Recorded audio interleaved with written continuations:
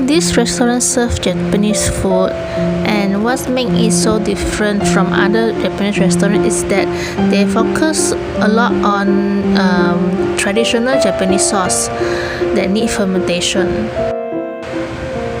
And they use this sauce on their dishes for seasoning or for cooking purpose. I feel that the dishes are more like Japanese home cooked style with all kinds of natural ingredients and seasoning. It's a place you would like to visit if you are looking for a healthy meal. It is healthy, but it's also very delicious.